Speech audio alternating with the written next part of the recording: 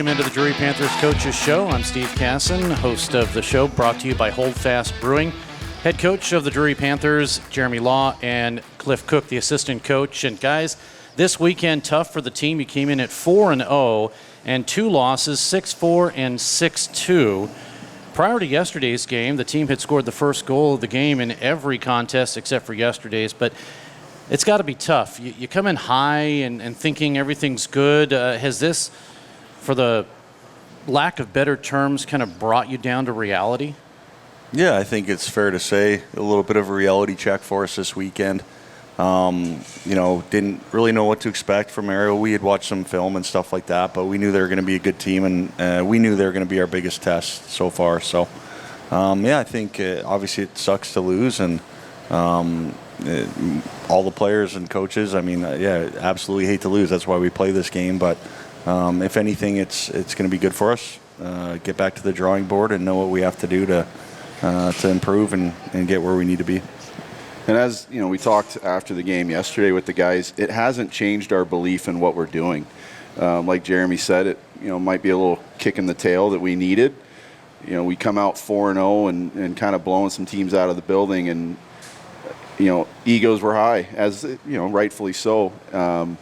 But we've still got a lot of work to do. That was clear even before the weekend. We know that to get to where we want to be. But we're still in good shape. We feel good about the team we have, and we're going to keep rolling here. We like our team top to bottom, and we'll do some things to improve along the way. But for me, it's a blip on the radar, and we'll be good to go next time out. If you look at the stats, one of the things that stands out is Jacob Hawley, Keegan Ferguson, and Ethan O'Rourke, your top players, your top line. That's it. Everything drops out after that. Everybody talks about you need, some good scoring lines, maybe a rounded situation. Is that something that you think is an issue, or is it just a positive you're having right now? I mean, it's early in the season too. Well, yeah, I'll take it, because I think one of the things we're still trying to figure out, and we'll hear from Ethan O'Rourke and Louis Fournier here in a minute. And I'll use Louis as an example. He's got all the talent in the world. We just got to get guys with him. And that's some of the things we experimented this weekend, that and putting him back with some guys he played with last year that he's effective with. And I think that's going to make a big difference for him personally. And his point total is just going to increase again. And, we're looking for that, as you like to call it, secondary scoring. But I don't even think it's secondary for us. We've got, for sure, 3, potentially 4 lines that can put the puck in the net. That way we're not relying on that red line to do all the work. And, again, Louis is going to be up here in a minute. His scoring's about to explode. I know that's about to happen because of all the talent he's got. What did you guys see from this weekend that maybe didn't stand out in the first 4 games? And Cliff, you talked about it. Scored 11 in the 4 wins, 11 goals twice. So maybe you are flying high a little bit, but what did you see this weekend that maybe brought to your attention, okay, we've got to work on this? So leading up until this weekend, we relied heavily on our power play. I think we were clicking at 60-70% in the first 4 games, and a lot of special teams and a lot of our scoring. I don't know the exact numbers, but I would say 80% of our goals were special teams power play goals. So this weekend, Maryville did a really good job staying disciplined. They didn't take a lot of penalties, and we have to improve our 5-on-5 even strength scoring. So, one of the things you talked about in power play goals, at one point in the 4th game, you scored 5 power play goals in a row. So, yeah, looking very well with the extra man. But even though that can throw you off a little bit. Yeah, we just had 5-on-5. We hadn't really been tested yet, and in a game that was not a lot of special teams, it kind of showed maybe that, hey, this is our weakness. We got to generate some offense, even strength. So. You're off for a couple of weeks. You have SIUE October 13th and 14th. So that gives the coaching staff and everybody a chance to kind of retool and work on things. Not to give it away, but what things will you work on? I think what we discovered this weekend, and we kind of had an inkling of this going in, but it really showed its head this weekend, is we need to be better in our own zone. We've got 3 phenomenal goaltenders. I wouldn't trade them for anything. And it's a good problem to have, because it's like, who do we put out at any given time? But as a whole team unit, our defensive zone was exposed a little bit this weekend, but those are easy fixes. We're not, again, I go back to, we're not concerned. It's be easy to, get really overly concerned after our first 2 losses of the year, but it exposed some things that we need to work on. And D zone, neutral zone is probably the big ones. Offensively, we're going to be fine, as I mentioned before. That part doesn't concern me. Our goaltending doesn't concern me. It's working on that team game in the neutral zone and the D zone that we just need to clean up, and then I think we'll be in good shape. The other thing that I personally wasn't thoroughly excited about, and frankly, even the success we've had, our penalty kill is not where we want it to be. We need to be over 80%. Right now we're not. But again, those are all fairly simple fixes because the guys are buying into what we're trying to do. So I'm excited for what we have going the rest of the way. One of the anomalies that I guess not very many people think about, coaches do obviously, is momentum shift. And in yesterday's game, Panthers started off great and then tailed off towards the end of actually all 3 periods, and that kind of hurt.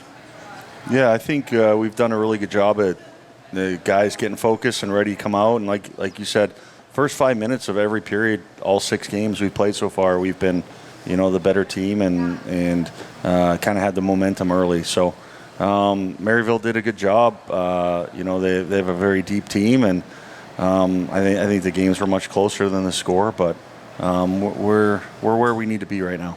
So. Yeah, I agree. And we also have to, we're never making excuses for anything, but it's home opening weekend. Sure. New staff, a lot of new players. We had an unbelievable atmosphere on Friday night. I mean, that was just so much fun. That felt truly like a college atmosphere with the band and the cheerleaders and fraternities and other sports there. It was loud, it was noisy, and the one thing, again, got to give Maryville credit for, even though we came out and jumped on them early, they took the crowd out of it with a couple goals, and we had to fight to get the crowd back in it. And we did that. Didn't do as good a job of that in the Saturday game, but yeah, we're going to be fine. We're excited. You're watching the Drury Panthers Coaches Show, brought to you by Hold Fast Brewing.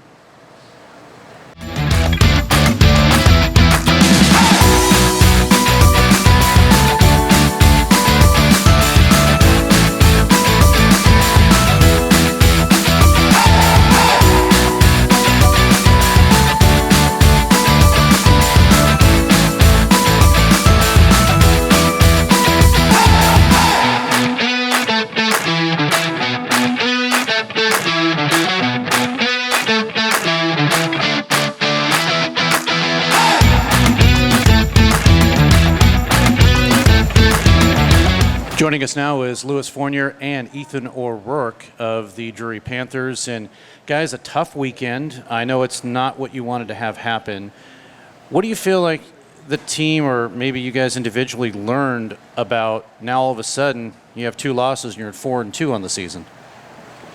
I think it was a bit of a reality check because we did come in pretty high, winning a couple games with 11 goals scored, but I think this weekend we realized we're not the team we think we are, and we need to check up on a bunch of stuff, especially our D zone. So we'll figure that out, and I'm not really worried at all. So, Lewis? Yeah, for me, I think pretty much the same thing. It was a good test. We watched their game against Lindenwood. They looked good. We thought we would be better, but they got the upper hand this weekend. And yeah, like he said, it's just a reality check. We have things to work on, and it's not because we won by a big scoring in the past 4 games before that dictates the whole season. So it was just a good test, and it's a wake-up call. That's what I was going to say. Is it fair to say that the fact that it's happened now helps you as you go through the season? Oh, definitely. I mean, that's when it needs to happen. If we need that wake up call right now, and not wait until regionals or nationals to make those changes. So it's a good thing and a bad thing, but a good thing that it happened that early in the season. This is a team that, as you mentioned, scored 11 goals in 2 games. Everything's coming together. Like I talked with head coach Jeremy Law and assistant coach Cliff Cook, but it's Jacob Hawley, Keegan, and Ethan. You guys are kind of the scoring nucleus right now. Do you kind of look, or maybe prod other players to say, hey, get on the scoreboard? I know Patrick Labutis scored yesterday. Do you look at other guys and say, hey, we can't do it all, or do you want that balanced scoring in a sense? I feel like in the first game this past weekend, our line did have the 4, but there was chances our lines had that's got unlucky. And if those went in, we'd win the game. It's just got to bear down on those chances that happen, and I don't know. It's just... Well, let's talk about that. Several times you hit the post, several 2-on-1s. You had great goalie saves. Maybe a defenseman at the last moment got his stick in. So what do you do different now? In a sense, you've had this this practice, in a sense, to kind of figure that out in real game action. So what might you do different, if anything? I'm not really. I don't really like to dwell on that kind of stuff. Just go out there and play. Okay. Don't really think about it, because you can't really think about it, because then you'll overthink and Fair you just enough. end up making it worse in a way. You have 2 weeks off until you play SIUE. Obviously, coach is going to run through a lot of things in practice. Is there anything that maybe you guys individually feel like you could improve on? Well, personally, my skating ability has always been my strength. I just feel like I just got to find the finishing touch a little bit more in practice to just bring it in games. And it's only my second year playing forward, so I've always been a D before that. So just that finishing touch is not something like you can necessarily learn that fast. It's just practice and just scoring on when you get good opportunities, because they don't come that often. Lewis, you transitioned, as you said, to a forward. What do you find that's different compared to playing up versus playing back? I feel like playing back, you have more responsibilities, because your mistakes. I feel like the more you go back, forward, D, and then goalie, the more defense role you have, the more your errors are going to show. But as a forward now, I mean, with my speed, I really enjoy playing forward now. Also playing center, I get in the D zone, more of a defensive role. But yeah, it's just hard to like I said, find that finishing touch when we're in the offensive zone. But I'm not worried. I know if I keep doing the good things, like results will come. Ethan, how about you? I think I got to work on probably D zone. Getting back on the back check harder and being more strict in the D zone, not floating around as much. But other than that, I think I'm doing pretty good. You have 3 goaltenders on this team that anybody who goes in, you feel pretty confident with them. Oh yeah, for sure. We got 3 good goalies, all hard to score in practice. I'm not really worried about our goaltenders. Yeah, I feel like that's a good problem to have. Goaltending is a position that's like very important on a team, and the fact that we have 3 goalies that can do the job, it creates a good competition inside our team. So they just push each other to be better, and I think that's a good thing. One final question here, and this is for both of you. Who's the most inspirational on the team right now? Oh, that's a good question. Think about that for a second. The guy that gets me jacked up the most is probably my line mate, Keegan Ferguson, and Jacob Hawley, kind of together. They're both pretty serious about playing and get me amped up to play. So, for me, I feel like Patrick Labutis. He's a big glue guy in the locker room. He's bringing in energy, knows how to rally the troops in between periods, and just refocus, regroup. And he brings in a very good leadership energy. Well, guys, 2 weeks off to recoup and get ready to go again against SIUE on October 13th and 14th. Thanks for doing this. Yeah, of course. Thank you. Thank you. This is the Drury Panthers Coaches Show, brought to you by Hold Fast Brewing.